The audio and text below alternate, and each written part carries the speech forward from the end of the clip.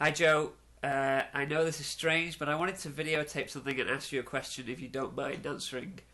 It's a beginner's drum question, obviously, and I just wanted to know if there's any sort of mental technique that you would use to separate your hi-hat hand from the bass drum.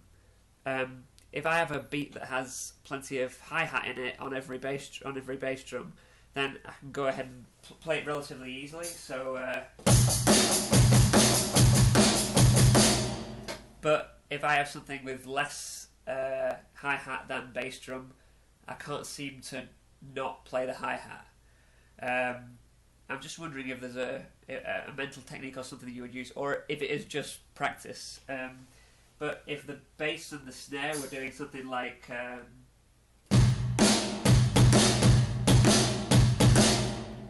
and then I wanted the hi-hat just to be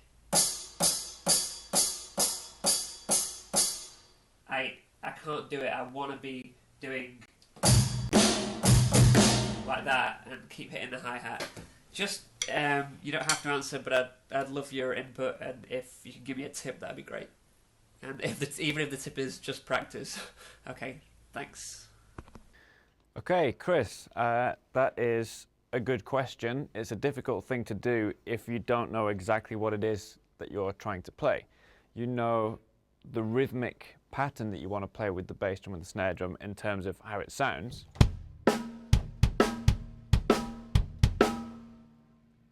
But you don't know how that relates to the quarter note pulse. So basically, pretty much every groove you're going to come across in drumming is on a grid. Okay, so in the first example that you played, the grid was the eighth notes on the hi-hat. So you had 1 and 2 and 3 and 4 and you didn't play anything in between those marks on the grid.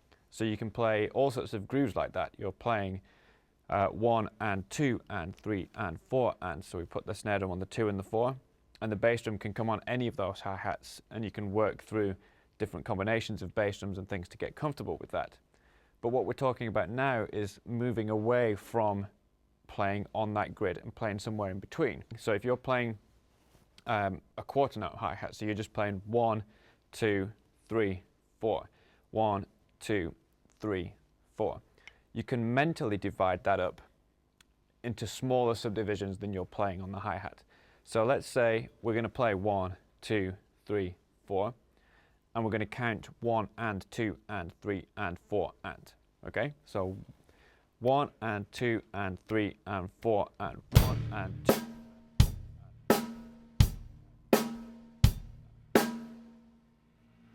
So I'm counting at twice the rate that the hi-hat is playing. So the first thing to do would be to just practice putting the bass drum on some of the ands. Okay? So let's start by putting the bass drum on just the and of 1. So you're going to go 1 and 2, 3, 4. 1 and 2, 3, 4. So that bass drum is going to come when this right hand is up in the air, because it's not with the hi-hat, and the tendency might be to try and, like your right hand and your right foot are joined, and when your bass drum plays, this hand really wants to play. So try really exaggerating the movement so that you're playing the bass drum in the middle of these strokes. So you're going to go 1 and 2 and 3 and 4 and 1 and 1 and 2, 3, 4. 1 and 2, 3, 4. 1 and 2, 3, 4. Okay? And then put the snare drum in.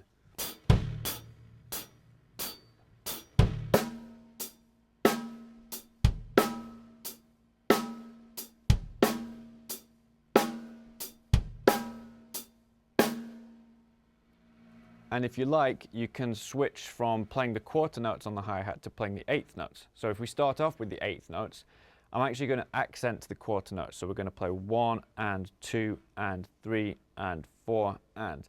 The quarter notes I'm playing with the shoulder of the stick on the edge of the hi-hat, and the eighth notes I'm playing with the tip of the stick on the top. So it sounds like this.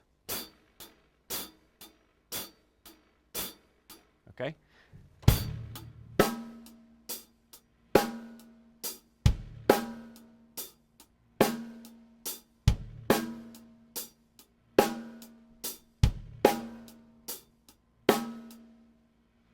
And then you can start to take the eighth notes out and not play them.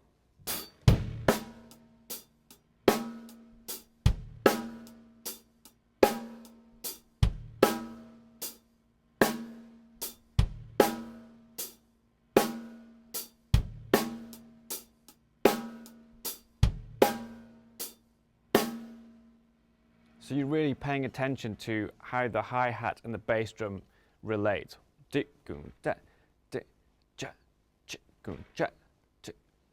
Okay? Then you can play on all of the other ands. You can put a bass drum on the and of 2 or on the and of 3 or the and of 4 or various combinations of those. So let's now try one where we put the bass drum on the 1 and then the and of 2. So we're going to go 1, 2 and 3, 4. 1, 2 and 3, 4.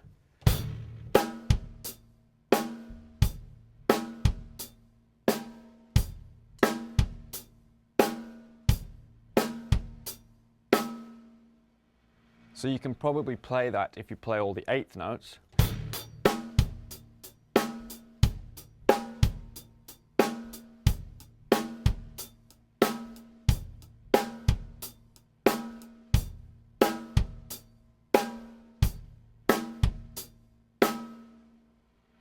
So really, it's just a case of knowing what the pattern sounds like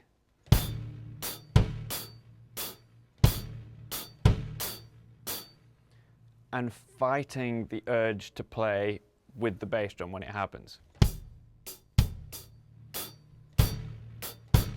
You don't want to do that. So I tend to think about the bass drum hitting when this hand's up in the air if I'm trying to really separate the two limbs. Now, the example that you demonstrated on the video you sent me, the groove was something like this, I think.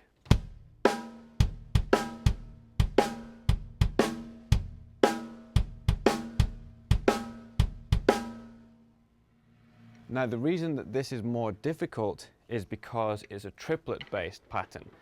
So what we need to do is identify the quarter note pulse, which you kind of knew what that was because you could play it on the hi-hat by itself.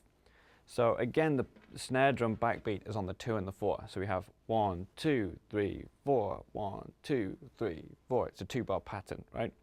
So if I play this groove and don't put in any of the bass drums that are in the middle of the hi-hats, then it sounds like this. 1, 2, 3, 4.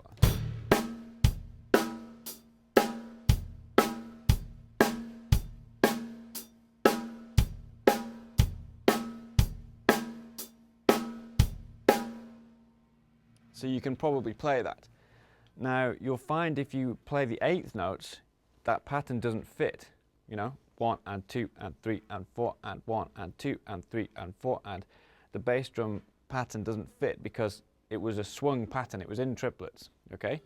So this time what we're doing is instead of dividing the space between the quarter notes into 2 and going 1 and 2 and 3 and 4 and we're dividing into triplets. We're going 1 triplet, 2 triplet, 3 triplet, 4 triplet. So instead of,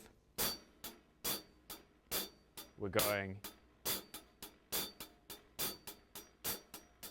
okay? So that in itself is a good exercise to practice to start with. Just play 1 and 3 on the kick, 2 and 4 on the snare drum, and play the triplets on the hi-hat and accent the quarter note. So instead of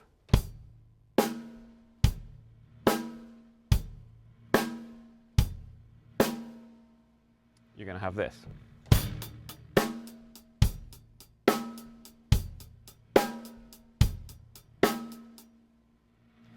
Now, most shuffle grooves or triplet-based grooves, the bass drum is going to come on the let of the triplet. So that's the 3rd partial. So 1, 2, 3, 1, 2, 3, 1, 2, 3, 1, 2, 3.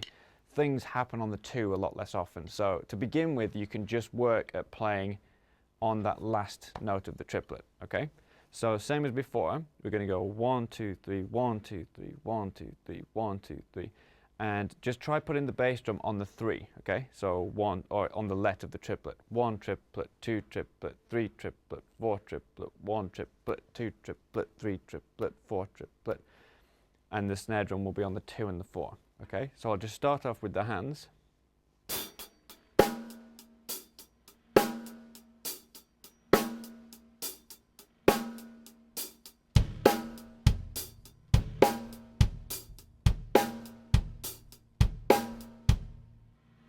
And then you can try both. So the 1 triplet, 2 triplet, 3 triplet, 4 triplet, which is a shuffle groove on the bass drum.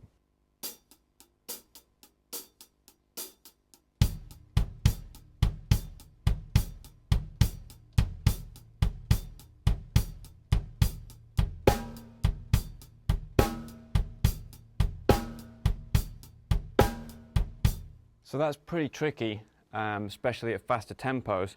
What we're interested in is just some of that pattern, so not every 1, 2, 3, 1, 2, 3, 1 triplet, 2 triplet, but just some of those. And I'll show you on the screen what the beat that you played was.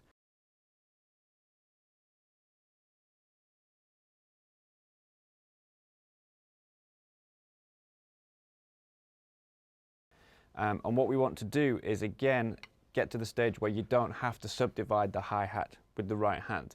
So practice this, practice 1 triplet, 2 triplet, 3 triplet, 4 triplet, play the bass drum on the let, and then start to take out these middle notes.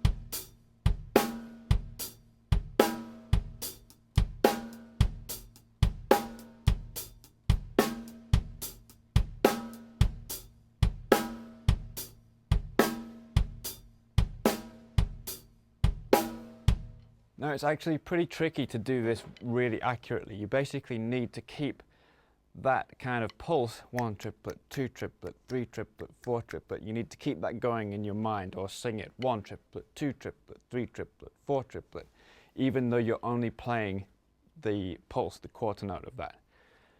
And really that's all there is to it. It's getting used to this motion of hand, kick, hand, kick, hand, kick, hand, kick, do. Go da, go da, go da, go da, go back, go da, go back, go. Okay, and playing various combinations of on the beat and off the beat. So I'll play the example that you gave me with the subdivided hi-hat, and then I'll take that out and you can hear what it sounds like as the final pattern.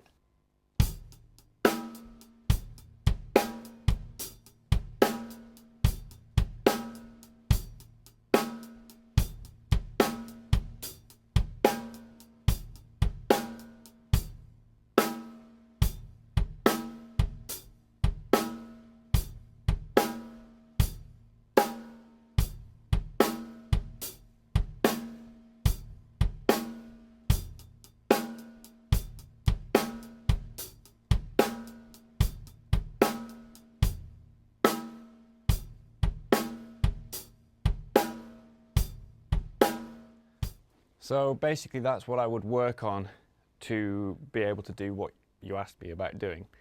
It is practice, but more than practice, it's knowing what it is that you're trying to play. It's very difficult to play a groove if you're not really sure of what that groove is. So you don't need to read written music, you just need this concept of the consistent notes, this grid that you are laying the pattern onto. So I'll show you what that looks like on the screen. Just count along the top and you just play notes where you see them. And the difficult bit is getting that motion of this being a really constant motion here and putting the bass drum in, not messing up this hand motion. So 1, 2, 3, 4. You don't want to put the bass drum in and have this hand suddenly hang around down here or up here, or you don't want that motion to change. So it is difficult, but work at it slowly, know what it is you're trying to do, and that should help. So thanks for watching, and I'll see you next time.